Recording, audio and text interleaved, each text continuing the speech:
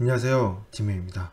오늘 할 내용은 서초구 반포에 있는 아파트입니다. 자, 보다시피 지분 물건입니다. 지분 비율은 2분의 1입니다. 전체 84.96 중에 42.48이 나왔기 때문에 정확히 2분의 1 지분인 거죠.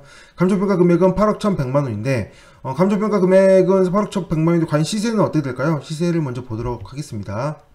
시세를 보면 반포 미도 1차 아파트고요. 저 보다시피 한 평수만 되어 있고 굉장히 거래가 잘 되면서 굉장히 가격이 많이 올랐습니다. 그래서 마지막 거래를 보시면 일반 척수 24억 정도 되는 그 정도 되는 물건입니다. 그러므로 24억이니 이 물건 8억 1,100만원이 2분의 1이 8억 1,100만원이잖아요. 그럼 24억을 단순 나누면 12억이 돼야 되는데 8억 1,100만원이 나왔기 때문에 당연히 이번 신건에 낙찰이 될 것입니다. 자, 그런데 이 물건 재밌습니다. 등기부를 좀 볼 텐데요. 등기부 내용이 좀 많이 있습니다. 자, 등기부를 보시면 2008년도에 협의분할 상속이 되었습니다.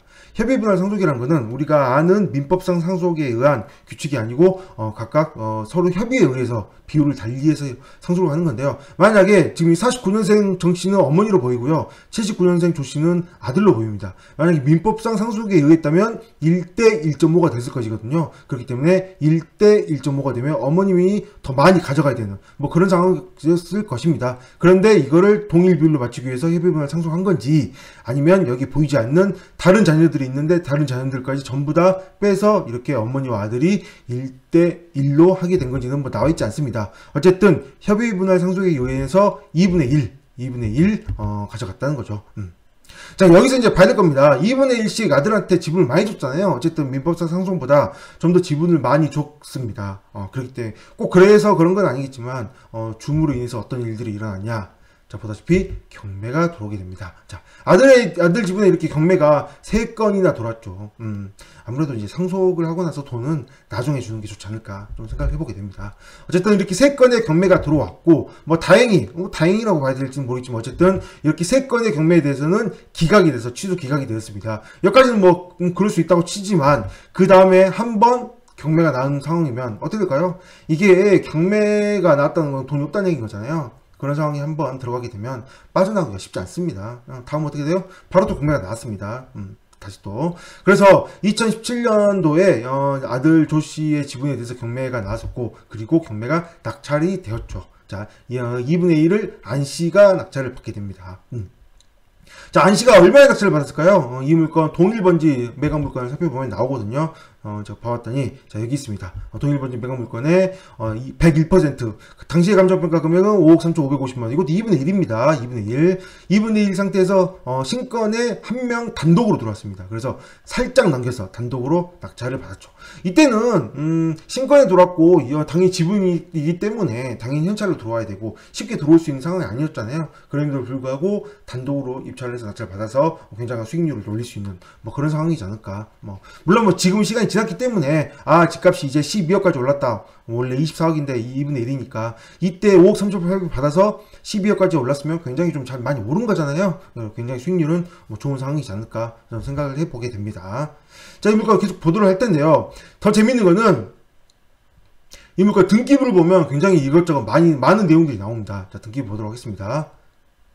자, 등기부 보시면 등기부 내용 좀 더 보시면 여기서 이제 낙찰을 받았잖아요. 낙찰을 이렇게 임의경매에서 낙찰을 받고 나서 그 이후의 얘기들이 이제 재밌는데 바로 이 안 씨는 어떤 행동을 했냐면 바로 2분의 1 지분권자인 다른 지분권자 아까 어머니죠. 어머니의 지분에 가처분을 했습니다. 공유분할 청구권에 의한 가처분이어서 나는 이 물건을 이제 전부를 경매로 넘겨서 환가를 받을 거다라는 이 공유분할로 인한 청구권로 인해 피보존관리로 인해서 가처분을 걸게 되고요. 그리고 나서 약 한 달 있다가 이 지분권자한테 아무래도 점유로해서 살고 있을 거잖아요. 그렇기 때문에 지루 청구를 하는 임료 청구를 하는 1,890만 원이라는 이 적지 않은 금액. 보시면 금액이 적지 않습니다. 2017년 10월에 낙찰을 받고 2017년 10월 24일에 매각이 됐잖아요. 매각이 되고 나서 그리고 그리고 나서 이렇게 지로 청구를 했기 때문에 그렇게 멀지 않은 미래인데 1890만 원이 적지 않은 금액이 이렇게 청구가 된 거죠. 물론 이 청구한 금액에 대해서는 당시에 이제 뭐 지로 청구 소송이나 소송을 통해서 확정 판결을 받아야 됩니다. 단순하게 청구한다고 무조건 되는 건 아니고요. 이 금액이 협의가 되든지 그게 아니라면 뭐 감정평가를 받든지 아니면 뭐 충분히 누구나 납득할 만한 금액을 청구를 하면 이렇게 받아들일 수 있습니다. 이렇게 가압류를 했고요. 그 이후의 행동들이 재밌는데요. 그 이후에 이 안씨가 어떤 행동들을 한번 봐볼게요. 2018년 1월 18일 날 이 청구한 금액을 가압류를 했고 그 이후에도 가압류 임료를 계속 받을 수 있는 상황이잖아요. 2018년 1월 18일 이후에 2019년 1월 17일에 이렇게 매매 예약 가등기를 겁니다. 특이하게. 이 지분에 대해서 안씨의 지분 전체에 대해서 가등기를 걸게 되는데 이게 왜 그런 걸까요? 예전에 했던 얘기인데요. 이 아무래도 이 가등기를 걸고 나서 그리고 나서 경매를 넘기게 되면 전부 경매를 넘기게 되면 이 가등기가 선순위로 뜰 수도 있잖아요. 그렇게 선순위로 뜨게 되면 그 선순위 가등기로 인해서 배당 요구를 하지 않으면 좀 유찰이 되고 그 유찰된 상황을 낙찰을 받게 되면 이득을 볼 수 있는 뭐 그런 상황을 노리는 게 아닐까 좀 추측을 해보는데 이게 하도 이제 당시에 이런 일들을 많이 해가지고 굉장히 좀 깨뜨릴 수 있는 그런 상황들이 많이 나왔거든요. 그렇기 때문에 이제는 이런 것들을 좀 안 하셨으면 좋겠습니다. 이거 가등기를 걸고 전부를 경매에 넘겨서 저가 낙찰을 노린다면 굉장히 뭐랄까 이 채무자 입장에서 즉 그 어머니에 걸린 채권자들 입장에서는 손해가 되잖아요. 낙계 낙찰이 되면 좀 이런 거는 좀 지금은 이제 법원에서는 잘 안 될 겁니다. 이런 걸로 인해서 왜냐하면 공유보다 판결을 받고 이후에 가등기를 한 거기 때문에 당연히 이 판결문 영향까지 받아야 되는 거잖아요. 근데 그 판결문 영향까지 받아야 되는데 그게 매물서에 표시가 안 되고 넘어가는 경우가 있거든요. 그러다 보니 그런 물건들은 이제 좀 입찰가들이 낮아지는 그런 상황이 좀 생겨서 좀 낮게 낙찰을 돼버리면 채권자들, 다른 채권자들 입장에서는 돈을 받지 못하잖아요. 채무자 입장에서 돈을 많이 갚지 못한 상황이 되는 거고요. 그렇기 때문에 그래서 그런지 어떤지 이걸로 인해서 좀 상황이 안 됐는지 그냥 경매로 넘기지 않고 그 다음에 다시 뭘 했냐면 사실 이 중간에 사실 경매가 한 것도 있었는데 그건 다른 채권자에 의한 경매였거든요. 뭐 그래서 경매를 안 넘겨진다 알 수 없지만 안씨는 그대로 그냥 놔뒀습니다. 그 상태에서 2020년 3월 12일 날 좀 특이한 일을 합니다. 이 지분 중에 전부도 아니고 그 중에 반만 이렇게 회사의 법인에게 매매를 합니다. 자, 이 회사는 누굴까요? 저는 이제 이걸만 봐서는 개인 법인으로 보입니다. 1인 법인 하도 이제 유행할 때 많이 있었잖아요. 그래서 1인 법인이지 않았을까 좀 생각합니다. 1인 법인을 가지고 있음으로 해서 이제 그 종부세까지 내야 되는 그런 상황이 생겼잖아요. 그래서 그 이후에 이제 다 팔아야 되는 상황이 생겼는데 2020년 3월 12일 당시에는 이때 당시에는 아니었으니까 아무래도 종부세라든가 또 기타 여러 가지 상황 때문에 좀 줄이기 위해서 세금을 줄이기 위해서 이렇게 매매로 넘긴 걸로 보입니다. 그런데 이제 뭐 다시 대책이 발표됐잖아요. 된 건지 돼서 그랬는지 아니면 뭐 다른 원인에 의해서 이후에인지는 모르겠지만 3월 12일 이후에 5월 13일 날 이렇게 다행히 이렇게 보다시피 다른 채권자에 의해서 경매로 넘겼습니다. 경매로 넘기지 않고 이렇게 뭐 가등기를 걸고 그리고 이런 매매로 2분의 1을 다른 사람한테 넘겼는데 법인한테 넘겼는데 그 이후에 이 누구죠? 어머니 명의한테 전부가 아니고요. 원래는 전부로 경매로 넘기면 뭐 아까 제가 선수의 가등기를 이용할 수 있다고 했잖아요. 근데 그런 상황은 아니고요. 어머니 이름으로 이렇게 지분에 대한 경매가 들어오게 됩니다. 이거는 채권자가 아까 그 임씨가 여기에 낙찰자 안씨가 가압류를 걸었잖아요. 이 가압류에 의해서 경매로 넘겼어도 판결을 받아서 경매로 넘겼다면 이렇게 지분 경매가 들어왔을 텐데 그렇지 않고 다른 채권자에 의해서 또 돈이 빌린 게 있었던 것 같거든요. 다른 채권자에 의해서 어머니 지분이 경매에 넘기게 됩니다. 자, 이렇게 되니까 아까 그 여기 안씨 입장에서 반을 아까 법인한테 넘겼잖아요. 법인한테. 그리고 나서 대책이 발표가 돼서 법인으로 인한 어떻게 되나요? 그 종부세를 많이 내야 되고 뭐 이런 여러 가지 상황들이 생겼잖아요. 그래서 그런지 다시 넘겼던 지분을 다시 되돌아 가져옵니다.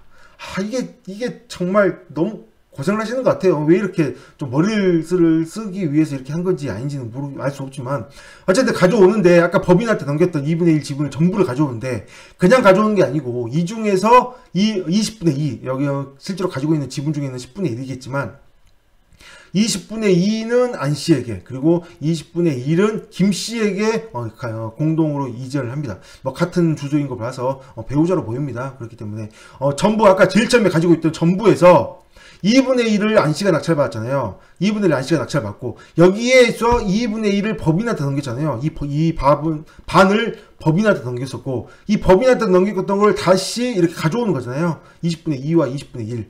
그렇기 때문에 이 중에서 이거를 또 나눠 가지고 안 씨와 나머지 안 씨와 김 씨에게 가져오는 뭐 이런 상황이 됩니다. 아무래도 아까는 세금 때문에 그런 것 같고 지금 이거는 이것도 마치 세금 때문에 그런 거인 걸로 또 보이고요. 그 다음에 또 여기 지분의 경매가 넘겼잖아요. 지분에 대한 공유자 우선 매수권을 행사할 수 있습니다. 그 공유자 우선 매수권을 행사하기 위해서 지분을 두 개를 나눠서 가져온 게 아닐까 싶은 생각도 들고, 물론 나중에 팔 때 기본공제라든가 기타 세금을 줄이기 위한 목적도 좀 포함이 되는 게 아닐까 좀 생각을 해보게 됩니다.